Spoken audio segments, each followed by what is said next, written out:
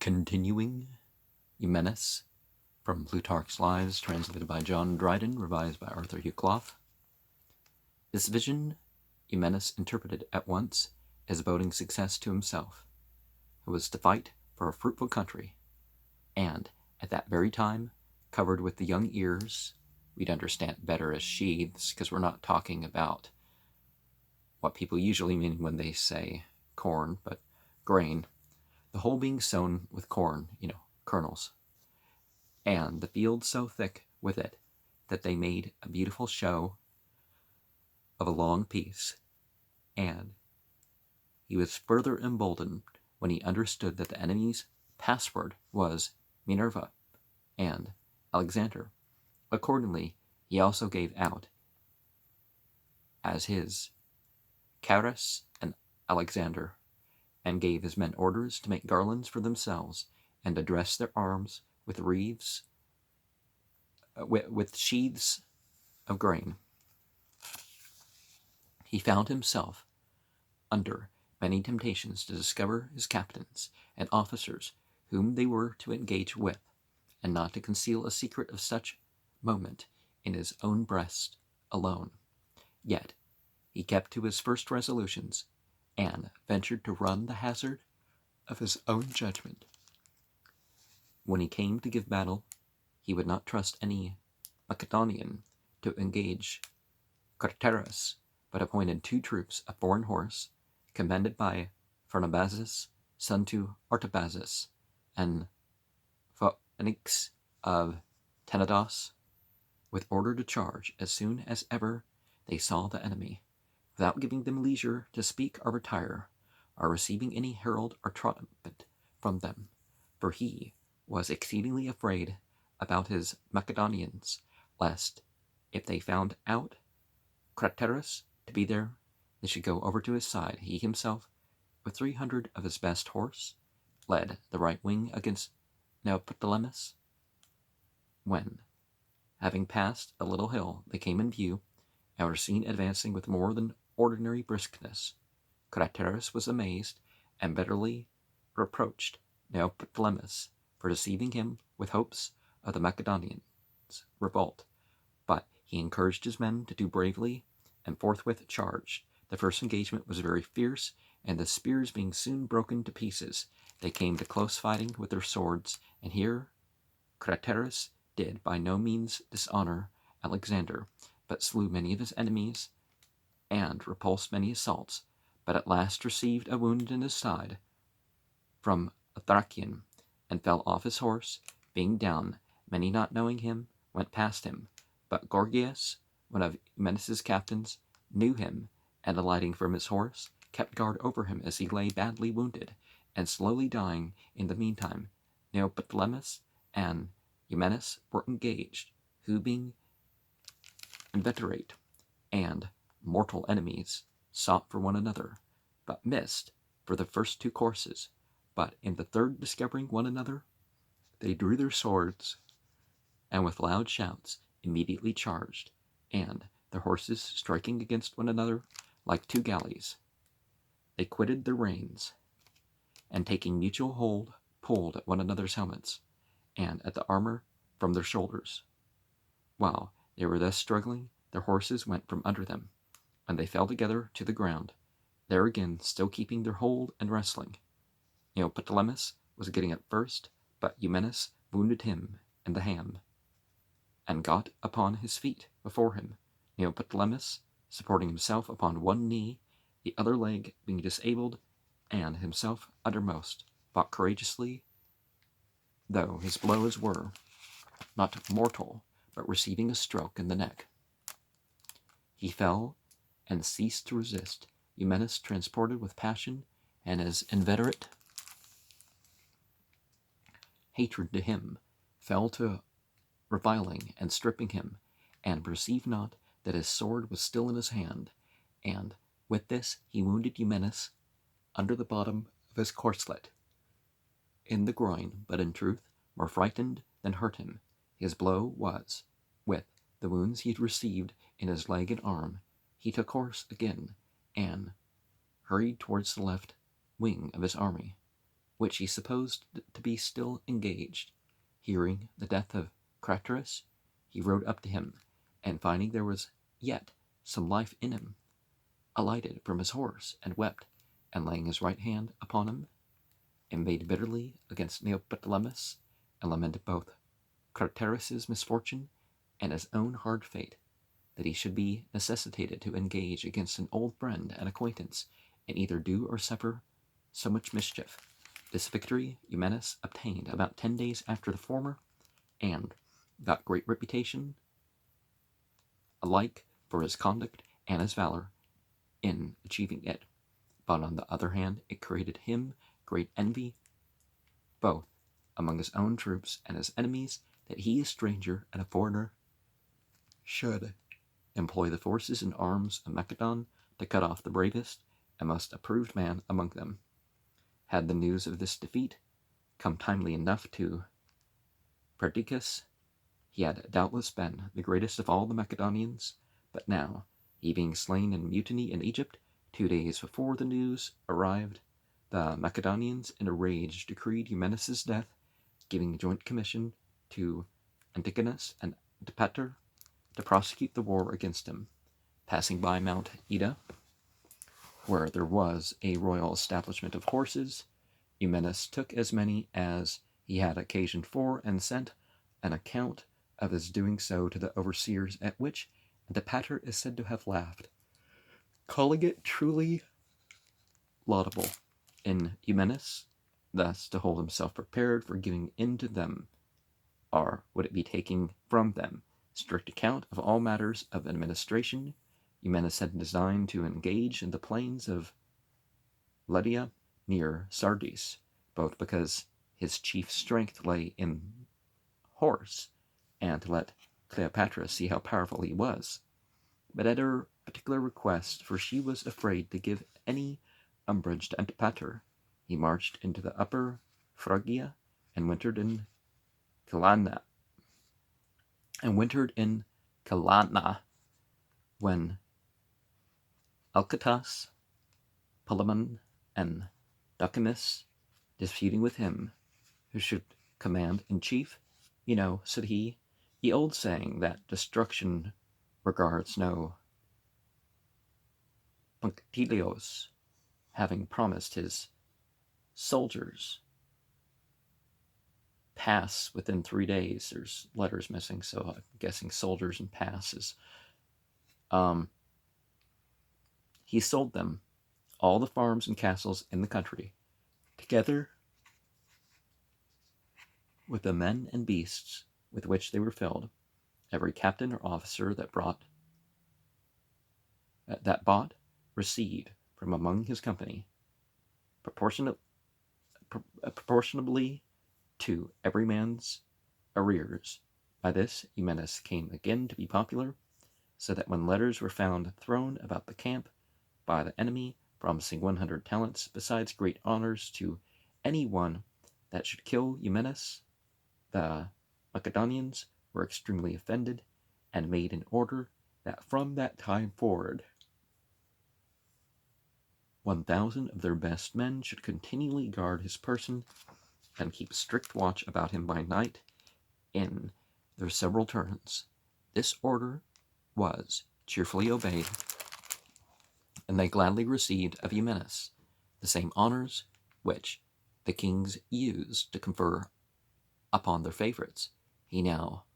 had to leave to bestow purple hats and cloaks,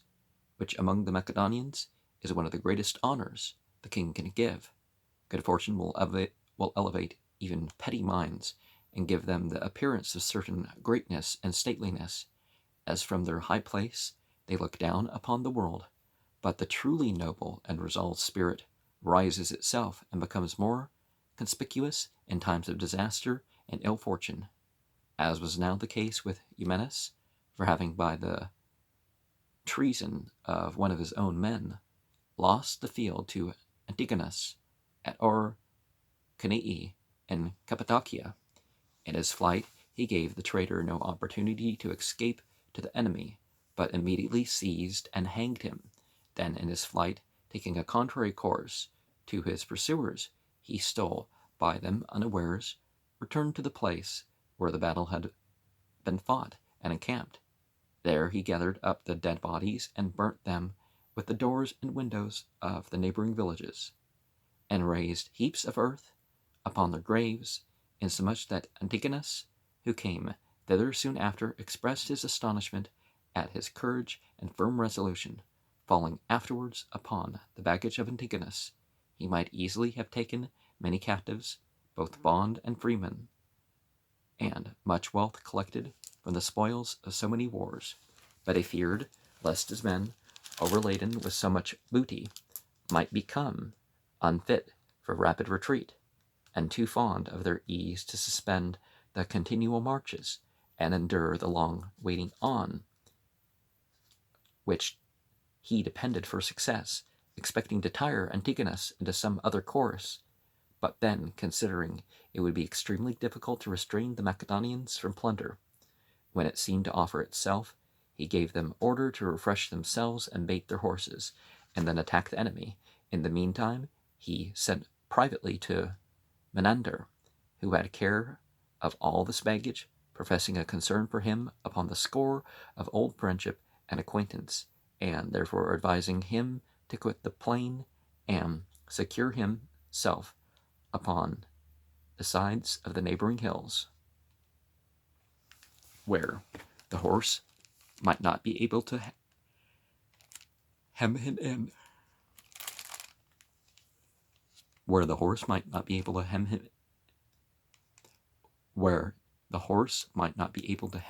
him in. When Menander, sensible of his danger, had speedily packed up his goods and decamped, Eumenes openly set his scouts to discover the enemy's posture, and commanded his men to arm and bridle their horses,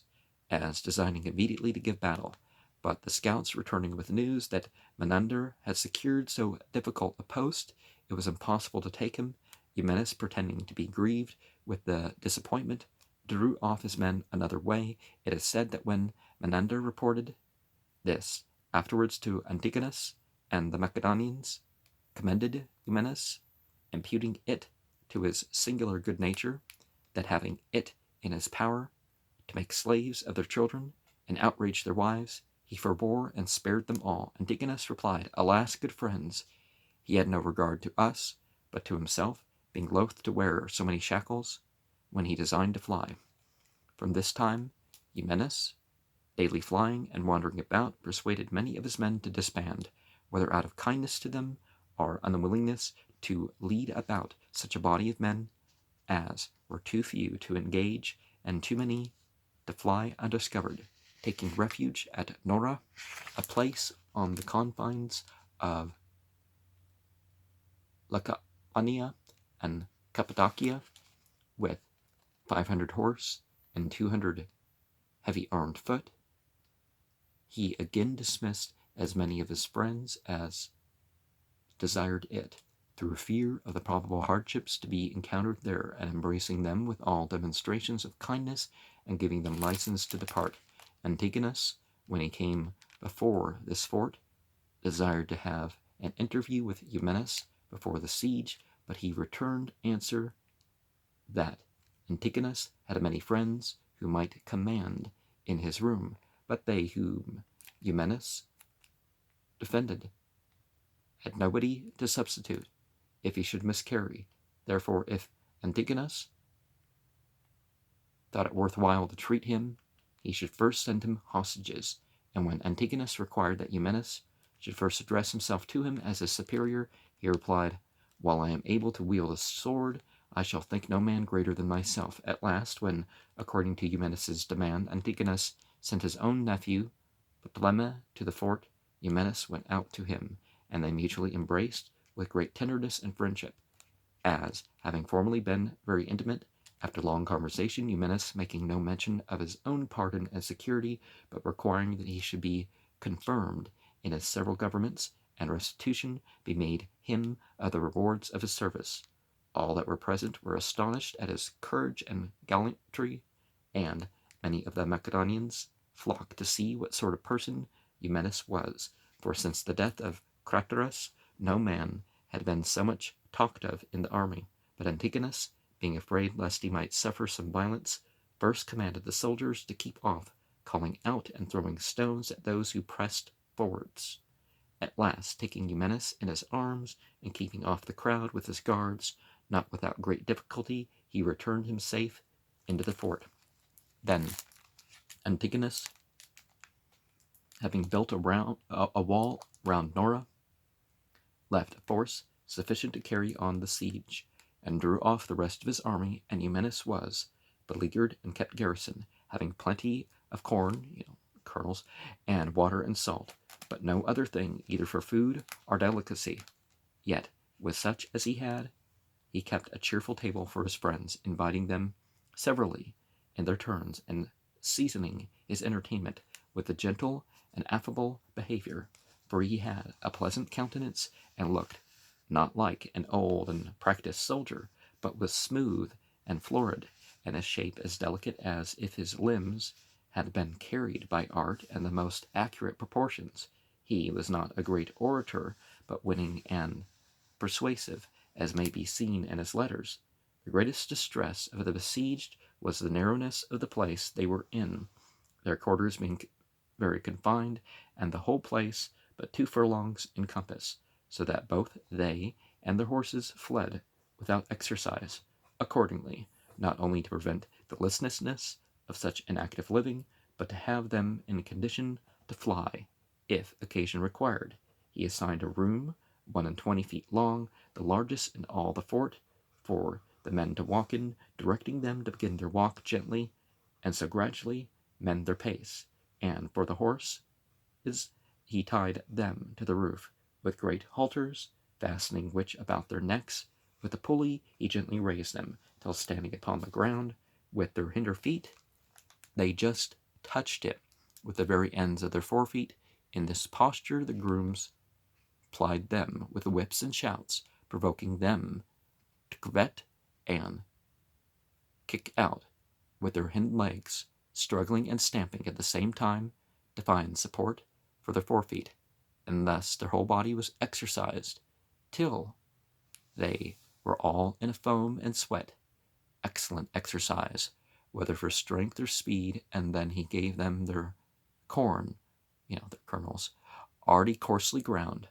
that they might sooner dispatch and better digest it.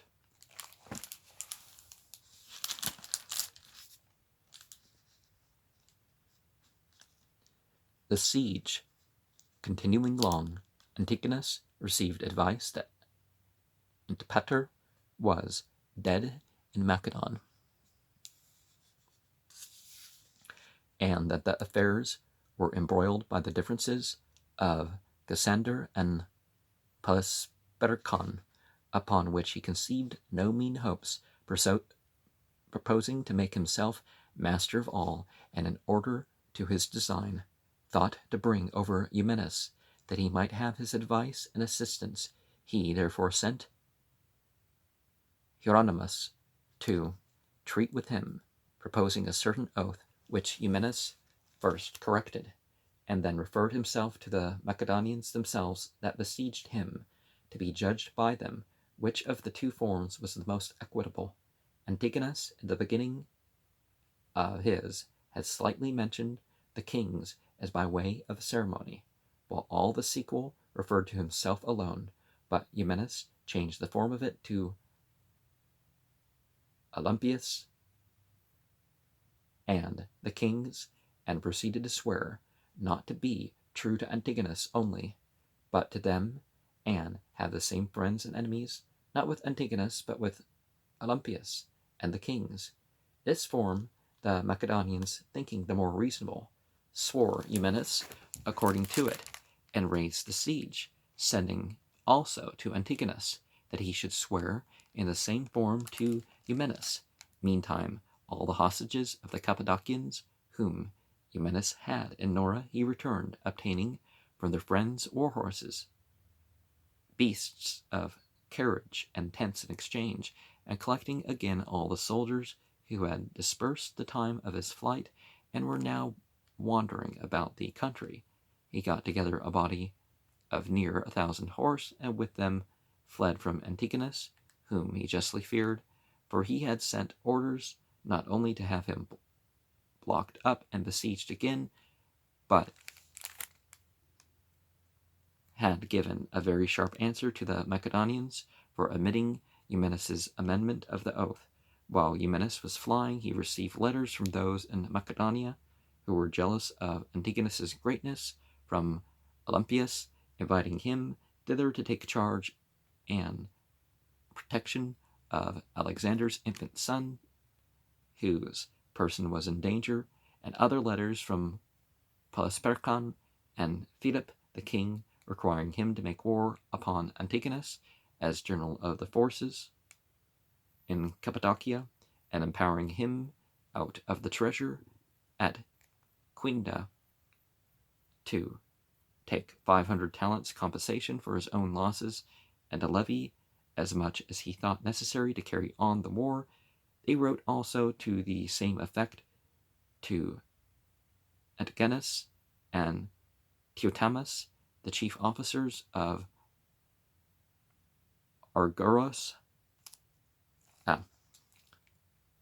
chief officers of the Argoraspides, who, on receiving these letters, treated Eumenes with a show of respect and kindness, but it was apparent enough that they were full of envy and emulation, disdaining to give place to him.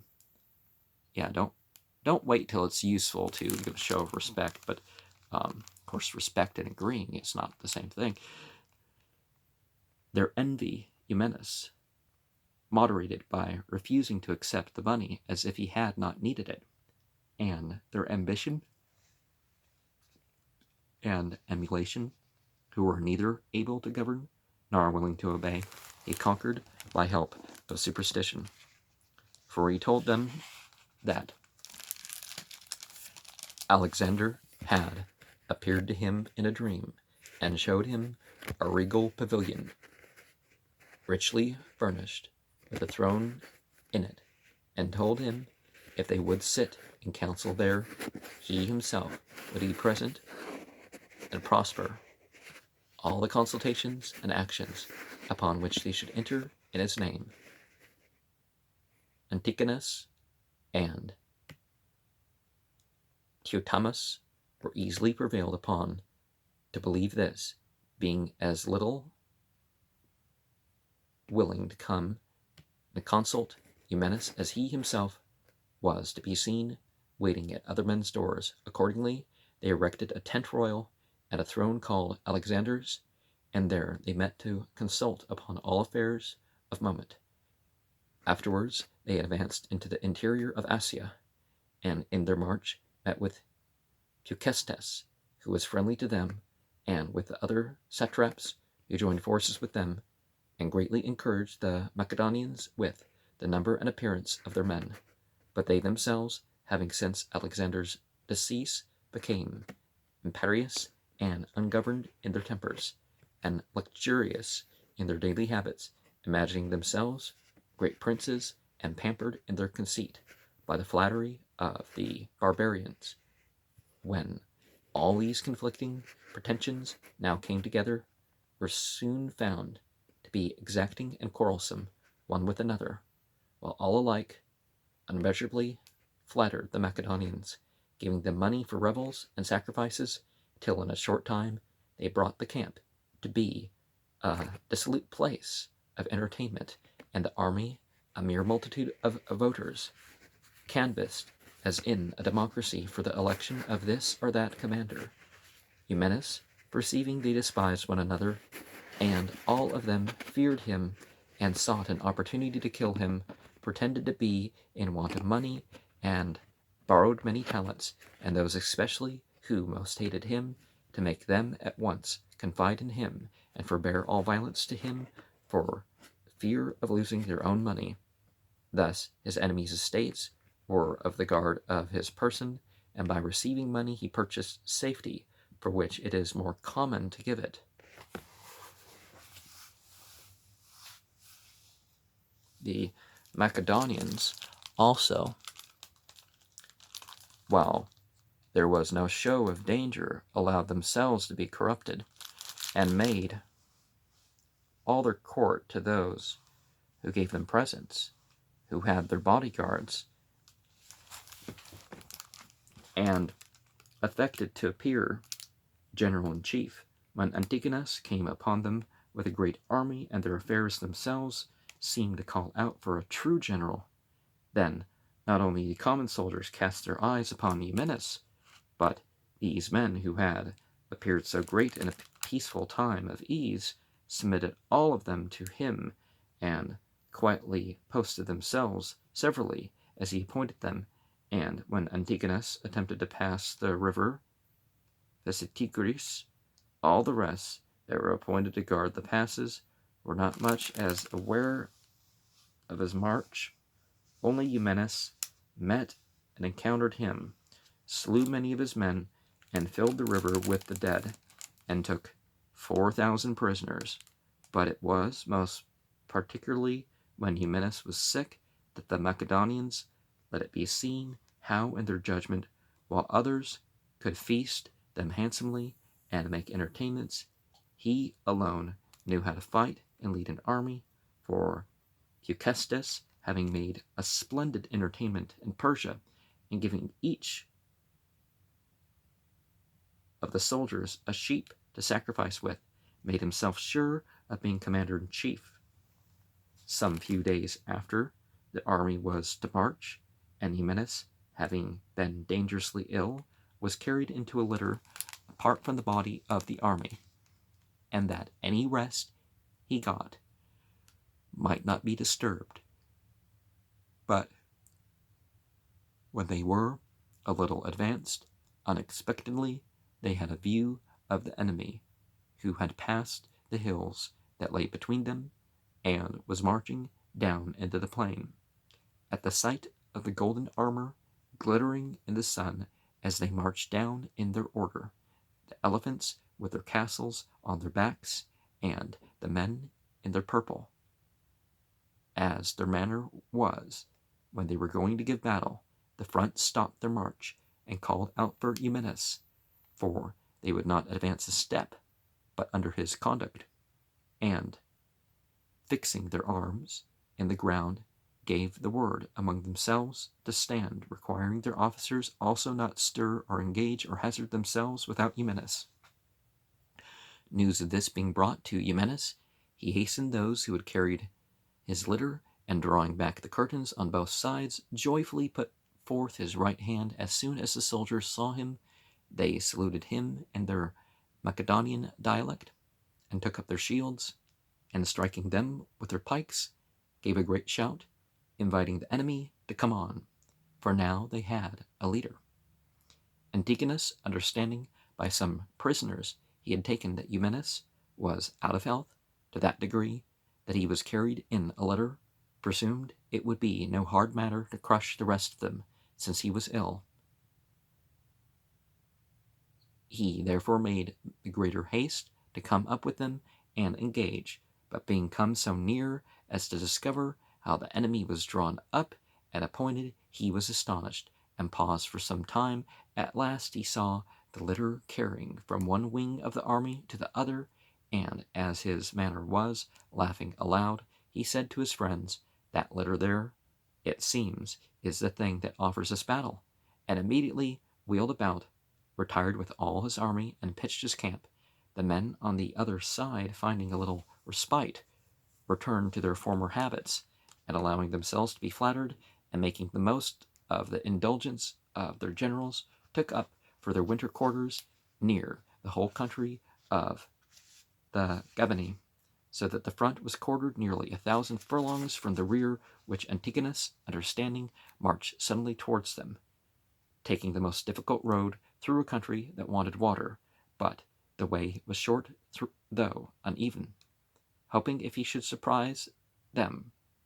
thus scattered in their winter quarters, the soldiers would not easily be able to come up in time enough and join with their officers, but having to pass through a country uninhabited, where he met with violent winds and severe frosts, he was much checked in his march, and his men suffered exceedingly. The only possible relief was making numerous fires by which his enemies got notice of his coming. For the barbarians who dwelt on the mountains overlooking the desert, amazed at the multitude of fires they saw, sent messengers upon dromedaries to acquaint Peucestes, he, being astonished and almost out of his senses with the news, and finding the rest in no less disorder, resolved to fly and collect what men he could by the way. But Eumenes relieved him from his fear and trouble, undertaking so to stop the enemy's advance that he should arrive 3 days later than he was expected. Having persuaded them, he immediately dispatched expresses to all the officers to draw the men out of their winter quarters and muster them all with speed. Getting rumbling and tumbling here. He himself, with some of the chief officers, rode out and chose an elevated track within view at a distance of such as traveled the desert. This he occupied and quartered out, and commanded many fires to be made in it, as the custom is a camp. This done, and the enemy seeing the fire upon the mountains, Antigonus was filled with vexation and despondency, supposing that his enemies had been long since advertised of his march, and were prepared to receive him. Therefore, lest his army, now tired and wearied out with their march, should be immediately forced to encounter with fresh men who had wintered well and were ready for him, quitting the near way, he marched slowly through the towns and villages to refresh his men, but meeting with no such skirmishes as are unusual when two armies lie near one another, and being assured by the people of the country that no army had been seen, but only continual fires at that place, he concluded that he had been outwitted by a stratagem of Eumenes, and much troubled, advanced to give open battle. By this time the greater part of the forces were come together to Eumenes, and admiring his sagacity, declared him alone commander-in-chief of the whole army, upon which Antigonus and Teutomus, the commanders of the Argoraspides, being very much offended and envying Eumenes, formed a conspiracy against him, and assembling the greater part of the satraps and officers, consulted when and how to cut him off, and when they had unanimously agreed first to use his service in the next battle, and then to take an occasion to destroy him, Eudamus, the master of the elephants, and Thaudemus gave Eumenes private advice of this sign, not out of kindness or goodwill to him, but lest they should lose their money they had lent him. Eumenes, having commended them, retired to his tent, and telling his friends he lived among a herd of wild beasts, made his will, and tore up all his letters, lest his correspondence after his death should be questioned or punished on account of anything in his secret papers. And of course, one of the things about some of that is that war shouldn't be something that you take alone because you're going to get more money in the future. Don't make war about just getting richer.